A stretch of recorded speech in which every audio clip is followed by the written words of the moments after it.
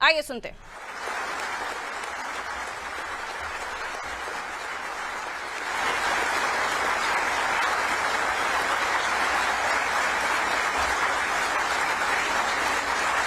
और जय हिंद, जय हिंद। जो शौर्य और पराक्रम दिखाया है उसके लिए मैं हृदय से बधाई देता हूं। पाकिस्तान और पीओके में जिस तरह से हमारी आर्म्ड फोर्सेस ने टेरर कैंप्स को नेस्त नाबूद किया है वो हम सब के लिए एक गौरव का विषय है।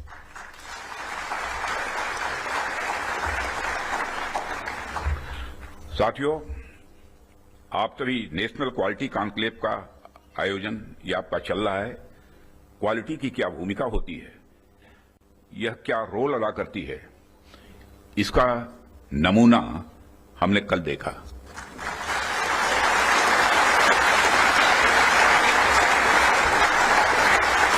जिस प्रेसीजन के साथ यानी जिस सटीकता के साथ ऑपरेशन सिंदूर एग्जीक्यूट किया गया वह अनइमेजिनेबल है, बहुत ही सराहनीय है।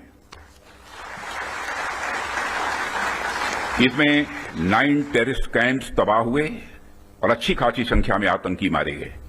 जिस तरह से इस ऑपरेशन को किसी भी इनोसेंट को नुकसान पहुंचाए बिना मिनिमम कोलेटरल डैमेज के साथ अंजाम दिया गया, वह इसलिए संभव हो पाया क्योंकि हमारे formidable and professionally trained armed forces के पास इक्विपमेंट भी हाई क्वालिटी के थे। ऐसे में इस क्वालिटी कॉन्क्लेव को मैं बड़े महत्वपूर्ण कॉन्क्लेव के रूप में देखता हूं। मैं इस आयोजन के लिए डिपार्टमेंट ऑफ डिफेंस प्रोडक्शन और इनके secretary defence production Shri Sanjeev Kumar को भी हार्दिक बधाई देता हूं और क्वालिटी एश्योरेंस ऑर्गेनाइजेशंस को भी मैं बधाई देता हूं।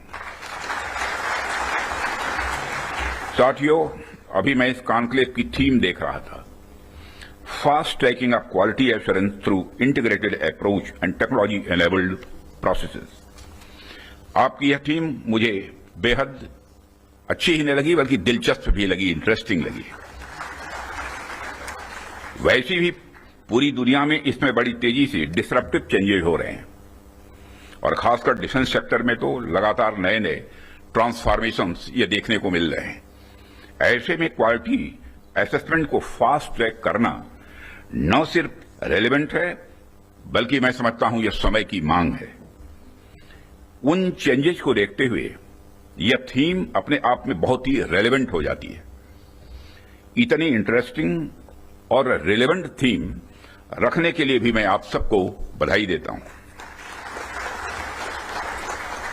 साथियों, अक्सर मुझे आर्म्ड फोर्सेस के अलग अलग कार्यक्रमों में प्रायः जाने का अवसर मिलता है। रिसर्च एंड डेवलपमेंट ऑर्गेनाइजेशंस के इवेंट्स में जाने का भी अवसर मिलता रहता है। प्राइवेट सेक्टर द्वारा आयोजित कार्यक्रमों में भी मैं प्रायः जाता ही रहता हूं, परंतु आज का यह जो मंच है यह अपने आप में बड़ा अलग है और एक विशिष्ट मंच है। मैं ये देख रहा हूं कि यहां कई सारे लोग हैं जो अलग अलग फील्ड्स में महारत जिन्होंने हासिल की है, महारथी बैठे हैं यहां।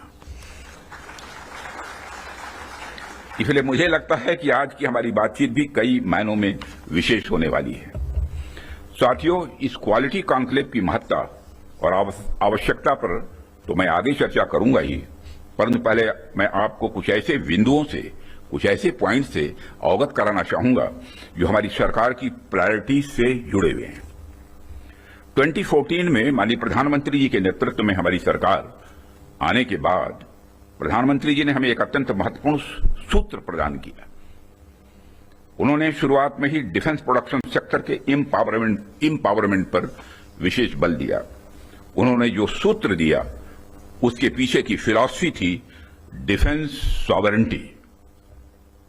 डिफेंस सॉवरेंटी का मतलब कि जब तक कोई देश अपनी डिफेंस नीड्स में कैपेबल तथा सेल्फ रिलायंट नहीं होता तब तक उसकी आजादी पूरी तरह से नहीं मानी जा सकती। जब तक हम अपनी सुरक्षा के लिए इंपोर्ट पर डिपेंडेंट रहेंगे तब तक कहीं न कहीं हमारी आत्मशक्ति में अधूरापन रहेगा ये। अगर हम अपने हथियार और रक्षा उपकरण विदेशों से खरीदते हैं तो इसका मतलब है कि हम अपनी सुरक्षा को आउटसोर्स कर रहे हैं और उसे किसी और के भरोसे छोड़ रहे हैं। यह बात लॉन्ग रन में सही नहीं हो सकती। हमारी सरकार ने इस विषय पर गंभीरता से सोचा और आत्मनिर्भरता हासिल करने का निर्णायक कदम भी उठाया है। आप सब तो जानते ही हैं कि देश में पहले से ही ऑर्डिनेंस फैक्ट्रीज का एक इंडिजिनस सिस्टम रहा है और इन फैक्ट्रीज ने एक समय पर बेहतरीन काम किया और देश की सुरक्षा जरूरतों को पूरा करने में बहुत ही अहम भूमिका निभाई भी है। इनके अलावा हमारे पास डिफेंस पीएसयूज का भी एक मजबूत इकोसिस्टम पहले से ही है। हमारी सरकार ने डिफेंस प्रोडक्शन में क्वालिटी और क्वांटिटी दोनों पर समान रूप से बल दिया है। इसी दिशा में कई क्रांतिकारी कदम उठाए गए, जिनमें से कुछ महत्वपूर्ण कदमों का उल्लेख मैं यहां करना चाहूंगा। ऑर्डिनेंस फैक्ट्रीज का कॉर्पोरेटाइजेशन उनमें से एक अत्यंत महत्वपूर्ण कदम रहा है, जिसे हमने इंश्योर किया ताकि कम समय में ही डिफेंस प्रोडक्शन में व्यापक सुधार हो सके। यहां मैं जरूर बताना चाहूंगा कि ऑर्डिनेंस फैक्ट्रीज का कॉर्पोरेटाइजेशन हमारे लिए कोई बहुत सरल प्रक्रिया नहीं थी। इसमें अनेक जटिल प्रश्न थे और चैलेंजेज भी थे, परंतु हमने इसे इसलिए लागू किया क्योंकि यह एक अर्जेंट रिफॉर्म था। अब प्रश्न उठता है कि यह अर्जेंट क्यों था। इसका एक बड़ा कारण था क्वालिटी। आप सभी स्पेशलिस्ट के समक्ष मैं यह कह सकता हूं कि सरकार ने क्वालिटी को अपना प्रायोरिटी रिफॉर्म एजेंडा बनाया है। हमने क्वालिटी इंप्रूवमेंट को ही टारगेट करते हुए ऑर्डिनेंस फैक्ट्रीज का कॉर्पोरेटाइजेशन किया।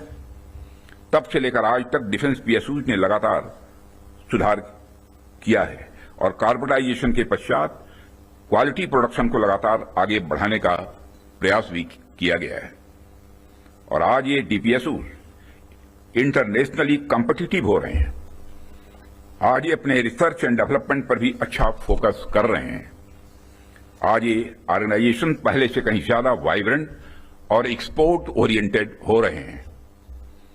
वैसे तो अभी कुछ कार्य बाकी है, पर मैं इतना जरूर आश्वस्त हूं कि जिस प्रकार पब्लिक सेक्टर में रिफॉर्म के लिए हम प्रयासरत हैं, वह हमें आने वाले समय में काफी अच्छे रिजल्ट्स देने वाला है।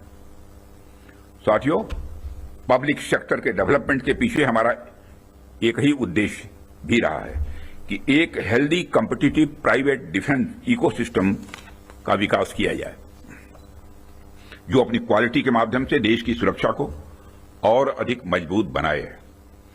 जैसा कि हम सभी जानते हैं कि क्वालिटी को लेकर प्राइवेट सेक्टर की अपनी एक अच्छी खासी इमेज होती है।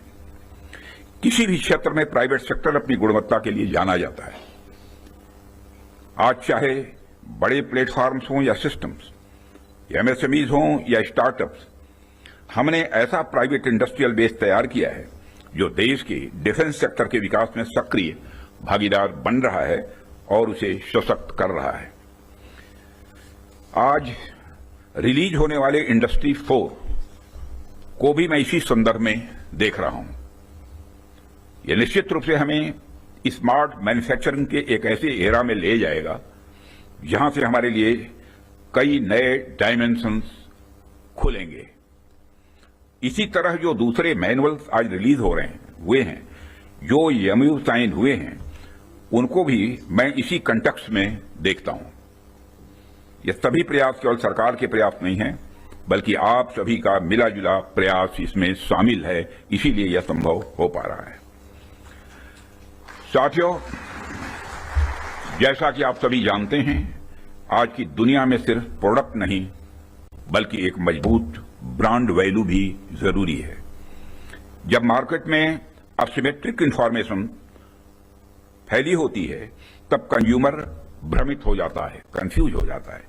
ऐसे में वही ब्रांड सफल होता है जो कंसिस्टेंट क्वालिटी और रिलायबिलिटी का भरोसा देता है। और यही कारण है कि हमें इंडियन डिफेंस इंडस्ट्री को एक स्ट्रांग और ट्रस्टेड ब्रांड बनाना ही होगा।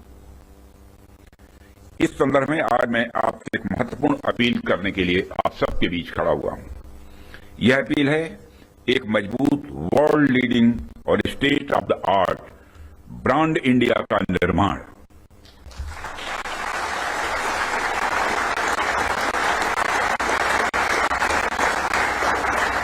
ताकि दुनिया की डिफेंस मार्केट में प्रोडक्ट्स को लेकर जब कंट्रीज के मन में डाउट हो तो वह ब्रांड इंडिया को चूज करे। Whenever in doubt go for India, यह हमारी यूएसपी होनी चाहिए। यही हमारी यूएसपी होनी चाहिए। ब्रांड इंडिया का मतलब है कि अगर किसी इंडियन कंपनी ने कुछ प्रॉमिस किया है तो होगा ही होगा, होकर ही रहेगा। किसी प्रोडक्ट की भला फला रेंज तक मारक क्षमता है तो होगा ही होगा, यह भरोसा होना चाहिए। उससे नीचे का तो कोई सवाल ही खड़ा ही नहीं होता। किसी प्रोडक्ट की फला टेम्परेचर तक में काम करने की कैपेसिटी है तो होगी ही होगी, उससे नीचे का तो कोई प्रश्न ही नहीं खड़ा होता। यह होना चाहिए हमारा क्वालिटी एश्योरेंस और ब्रांड इंडिया का भरोसा।